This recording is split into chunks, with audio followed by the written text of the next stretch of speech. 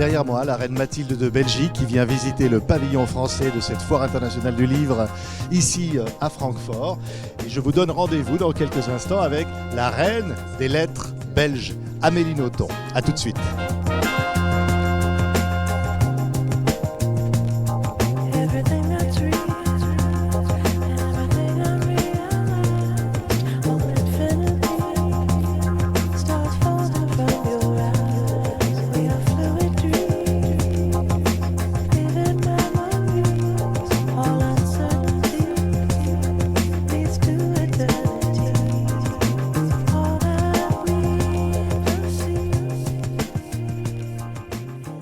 Frappe-toi le cœur, ici, à la foire du livre de Francfort, Amélie, à la rencontre d'un public international.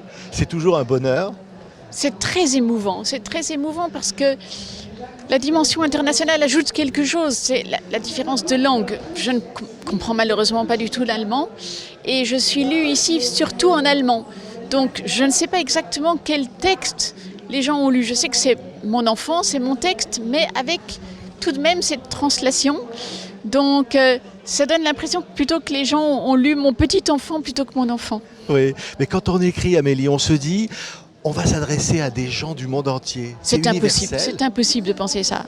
C'est impossible. Le moment où on écrit son livre, c'est... Excusez ma métaphore, mais c'est comme quand on fait l'amour. Comment pouvez-vous imaginer qu'il y aura une suite ? À ce moment-là, on n'y pense pas, on est tout à ce qu'on fait. Alors, une suite publique, vous imaginez comment pourrait-on penser cela au moment même ? Donc non, au moment de l'écriture, on est dans sa transe, on ne sait pas du tout s'il y a un avenir pour son texte et on s'en fiche. Mais l'instant où on est publié, on se dit qu'on s'expose à ce risque-là de se retrouver un jour ici à Francfort. Oui, faire l'amour avec le public. Oh, comme vous y allez. Non, c'est différent. Il s'agit de... À ce moment-là, on montre son enfant. On montre son enfant et... Voilà, je le montre, voilà, le et petit enfant, le dernier. On espère que son enfant va plaire. C'est très différent de faire l'amour quand même. Ouais. Et il plaît l'enfant là. Écoutez, jusqu'ici les gens sont très contents, donc ça me fait plaisir. Il faut se frapper le cœur. Mais la jalousie, c'est terrible. C'est terrible. La Amélie. jalousie, bien évidemment, c'est une horreur, mais en même temps c'est fascinant parce que c'est comme un langage, c'est comme un code qui vient brouiller le langage. Donc raconter une histoire avec en plus la jalousie, c'est comme surajouter un code secret sur la langue française. Donc c'est comme une enquête policière. Quand on lit ce livre, on se demande au juste qui aime qui, parce que c'est ça le problème avec la jalousie, c'est qu'on finit par ne plus savoir qui aime qui. Je pense qu'il faut vraiment attendre la dernière page de mon livre pour savoir qui aime qui. Ouais, mais c'est une forme d'amour extrême, la jalousie. C'est terrible en même temps, mais c'est ça. C'est une maladie de l'amour. Ce n'est pas une forme de l'amour, c'est une maladie de l'amour. C'est une maladie que je crois issue de la toute petite enfance. À 3 ans, on se pose tous cette question et souvent on la pose à sa mère. Maman, qui est-ce que tu préfères ? À la mère de bien répondre à cette question. Si la mère a la bonne idée de répondre « mais mon chéri, la préférence ça n'a aucun sens, préférer ça n'a aucun sens, il n'existe que des amours différents ». Si la mère a la bonne idée de répondre ça, alors elle peut sauver son enfant. Si pour Dieu sait quel motif la mère ne répond pas ça, ou si le message n'est pas reçu pour un autre motif encore, alors l'enfant est exposé à la jalousie et peut devenir l'un de ces grands jaloux pathologiques que nous connaissons, qui sont des grands malades. Oui, finalement c'est très angoissant. Finalement c'est l'angoisse de la mort derrière, de l'abandon. Oui, mais alors, en même l'angoisse de l'abandon est une angoisse rationnelle. Rien dans la jalousie n'est rationnel. La jalousie suppose que sous prétexte qu'on pourrait peut-être ne pas être le préféré, on va être abandonné, ce qui est inconcevable.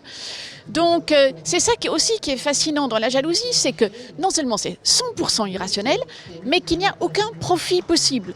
Aucun bénéfice ne peut naître de la jalousie. Donc c'est une espèce de pathologie purement destructrice. En même temps, peut-on dire que c'est totalement nul quand on voit que Proust a écrit presque toute son œuvre et quelle œuvre à partir de la jalousie ? C'est bien compliqué tout ça. Oui, ce qui est incroyable derrière tout ça, au fond c'est vous, Amélie. Dans chacun des livres, au fond c'est vous. Se dire que moi, oui, c'est le genre humain. Oui. Je fais partie de mon sujet en ceci que je fais partie du genre humain. Mais Amélie Nothomb n'est pas plus intéressante que n'importe qui. C'est vrai, vous croyez ? Non, Amélie, vous exagérez. Je sais ce que je dis. Oui, non, c'est vrai. Mais moi, je vois comment vous apportez cette force à ceux qui vous lisent. C'est touchant.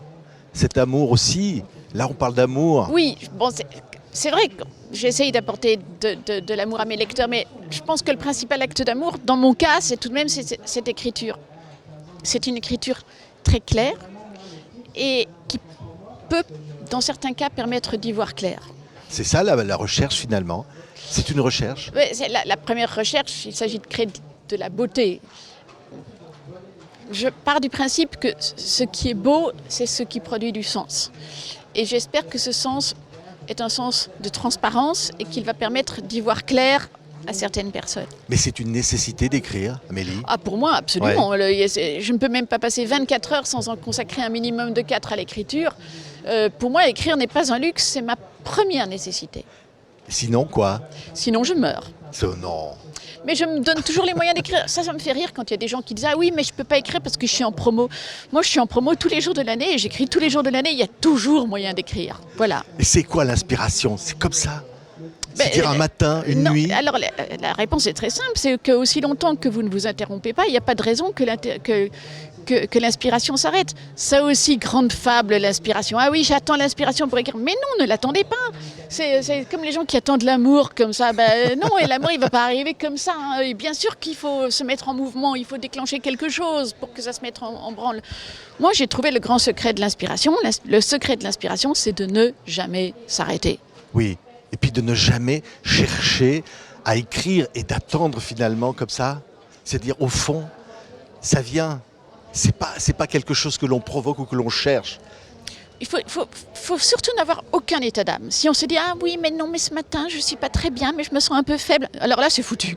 Vous ne vous posez absolument aucune question, vous y allez. C'est le combat. Tous les matins, il faut aller au combat. Vous ne vous posez pas la question de savoir si vous êtes en forme ou non. Et vous y allez. Merci Amélie. Merci. C'est merveilleux. Frappe-toi le cœur. Vous vous dites ça tous les matins? Tous les matins, je me dis pas frappe-toi le cœur, je me dis ma vieille, vas-y. Oui. C'est vrai. Vous vous parlez comme ça, hein? Ah, je me parle avec une certaine rudesse. Mais c'est pour ça qu'on vous aime, Amélie. Je me rappellerai de votre chapeau. Vous vous souviendrez du chapeau que vous portiez aujourd'hui? Merci Amélie Merci, Nothomb, Patrick. à Francfort, à la Foire du Livre. À bientôt. Merveilleuse. Merci Amélie.